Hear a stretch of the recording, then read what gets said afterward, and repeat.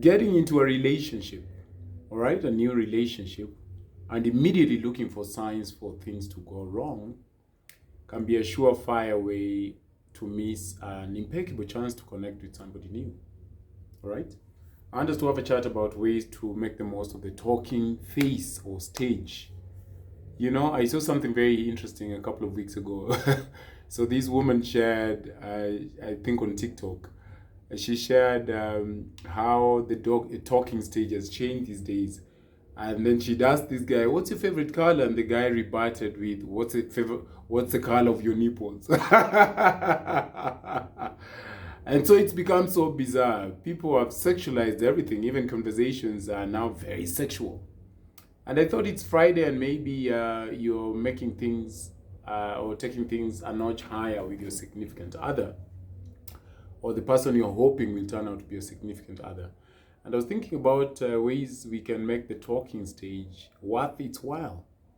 And if you've dated, or you've been divorced, or you have children, and you have this and that, and maybe your spouse passed on, and so on and so forth, getting back to the dating scene is quite a task, isn't it? And you wonder, what do people talk about? It's been a minute, my God. Do they talk about music? What is it they talk about? And I wonder the same. I mean, you don't have to have a baggage. Or what people term as baggages, is just very difficult to get back after you haven't been for a long time. All right. So one of the things a lot of us are capable of is being certain about different sexes. So you hear women say things like, "Oh, that's how men are. That's how men are. Let me tell you. Let me tell you, Jennifer. That's how men are."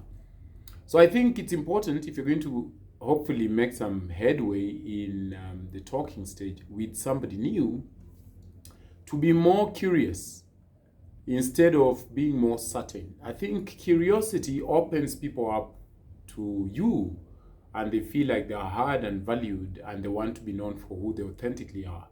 Certainty, on the other hand, locks people out. When you start talking in the terms of, "This is how men are," or "This is how women are," it gets very dangerous, all right? So I think you have to divorce yourself and really understand that you're giving this somebody a chance to show you who they are, because they're totally new. They're not your promiscuous ex-girlfriend. They're not. Neither are they your womanizer ex-husband. They're not. They're just people who you do not know, and you're trying to give them a chance to prove themselves to you. So I think it's very important. I always had a challenge with that. So I was in this relationship, and it was tough, tough, tough. Rude, rude woman. And then after maybe 2 years, I met somebody else, and I always almost started looking at them with the lens of the other woman. And it was the sweetest relationship I was in. Very calm, very balanced, very sophisticated woman, chilled out, very understanding. So sometimes we block ourselves from an ideal person because of the baggage we carry and our yesteryear's misdemeanor from the people we dated. You dated somebody who was cray cray, and now you think everybody is cray cray. No, honey, not everyone is as crazy as your ex. All right, that was your ex's drama, not these are the person new. So, on top of my mind, in the talking stage, while you're talking, I think it's important to really just look at the new people for who they are. They're totally new. You've never met them before. They're not your ex-wife. They're not your ex-husband.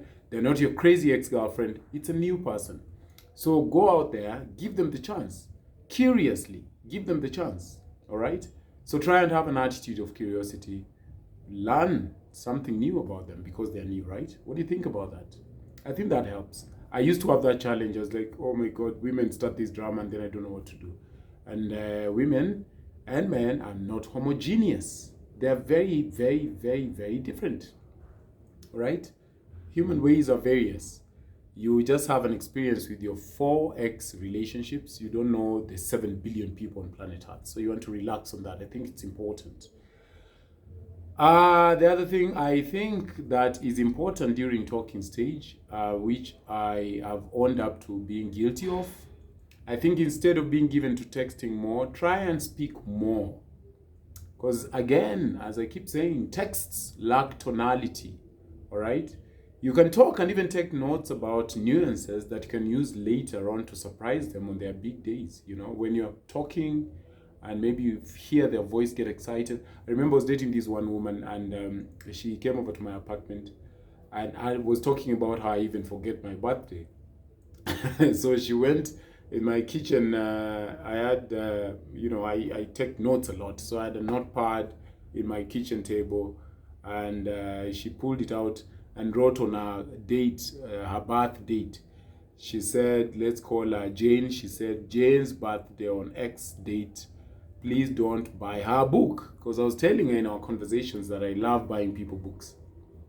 And she said she doesn't like books for her birthday. I should be more creative. So I think that's important. So when you talk to people, you see they can reveal, or conversations are revelatory. They can reveal the things that people like or do not like. And then if you're smart and you're meticulous note taker like I am, then you can take notes and know that, oh my goodness, so purple is their favorite flower, and flower really kicks them out. So the next time they're doing something that is important to them, I'm going to buy them flowers that are purple, right? Yes. The other thing I keep saying that I think is important during the talking phase, because you're very excited about a possible would-be relationship, maybe use the time to talk about things like how you'd prefer to break up. Yeah. How you prefer to break up, like your nastiest breakups and why they were nasty, and how you'd like to end the relationship if it doesn't work. I know people don't like to think that far, but it's very important, even in marriage. Even if it's going to potentially lead to marriage, supposing it doesn't work out, do you want to talk about how they prefer that you go asunder? And then they can use that chance to tell you that their mom and dad don't take such information very well. They prefer instead that you discuss any anomaly with their sister, Jennifer, and not Maria, because Jennifer is more balanced, more level-headed. Maria will stab your tummy. So talk to Jennifer instead. So that's a good place to have that conversation. Yeah? I like to think about the exit of a thing when I'm entering it. Do you think like that? I do. When I'm getting a new opportunity, I start thinking about the end. When I'm going through a bad time, I think about the end. When I'm going through a good time, I think about the end of it. I try to live in the moment, but I also make room for an unpleasant eventuality. All right? A thing I have also learned that works during the dating stage, or a talking stage before the dating stage. Let each other into your worlds, all right? By exploring each other's passions. That's very important, you know. Say she likes to hike and you like to volunteer. That's a good chance to get into each other's worlds, all right? And plan dates around these things. It's very important. It'll give all of you a chance to see yourselves in your elements. Like, I'm a bit of a rock star when I have cameras in front of me or a microphone in front of me. So if there was something along those lines that I was doing, or maybe I'm in the gym and I need to do some rep that I'm good at, say I like deadlifts, then I can invite her over for a gym session so that she sees how wonderful my deadlifts are. And maybe she could invite me over to her, whatever it is she likes. And then I can see her in her element. Because sometimes speaking across from each other on tables during, across from each other at dinner dates doesn't quite reveal who we are. There's a lot of anxiety. You're thinking, oh my God, is my makeup right? Did I pronounce that word well? Oh my God, oh my God. But now if he or she comes to your space, then you can just hike like the breeze you make hiking to seem, or, you know, I think that's important. What do you think? Frederick? Justo, what do you think? Avoid the urge to bottom line. Oh my goodness. You know, the hurry to figure out if she's the one. I mean, you've met Jezebel a couple of weeks into the talking stage, and now you have a lot of pressure. Talking about babies and a wedding and family, that stuff is dampening. It can be a damper. Just relax. All right? Building a relationship requires a lot of time. I mean, it's just like a muscle. You can't go to the gym for a week and then expect to be buffed up. It requires you to take time. All right? and patience. So just patiently get to know her or him. The idea to start asking questions around you're being very insecure too quickly. Who are you talking to? Who are those? I don't like you talking to. We are talking. We are talking. We are not exclusive yet. All right? There's no set time for exclusivity. It can take a month, 6 months, a year. So just enjoy the process, I think. Some people are so crazy. I've heard crazy stories about people who start asking about kids. Oh my God, will you give birth to my children tonight? Eish, Frederick, see, we met 3 Thursdays ago. Just chill. I know I'm hippie and you like that, but take it easy. Sindio? So avoid the urge to bottom line, you know. I also don't like people who hook you up or try to introduce you to somebody and you met and you had a good time, talked, and they're like, so what do you think about Nani? Nothing. I think nothing about Nani at all. Jeez. Mutuality is key. This is where a lot of thief starts to happen. You know, make sure earlier on that you're not the only one doing the heavy lifting to keep the relationship going. Perhaps you text so often and the first person, or you're always the one calling. Relax on that stuff, all right? Give yourself a break and see if they'll step up. Also, you know, not the foolish one for, oh, he has to text first or she has to text first. No, but just you just set the stage earlier on about the relationship being symbiotic. I think mutuality is very important. Are they feeling the same things you feel for them?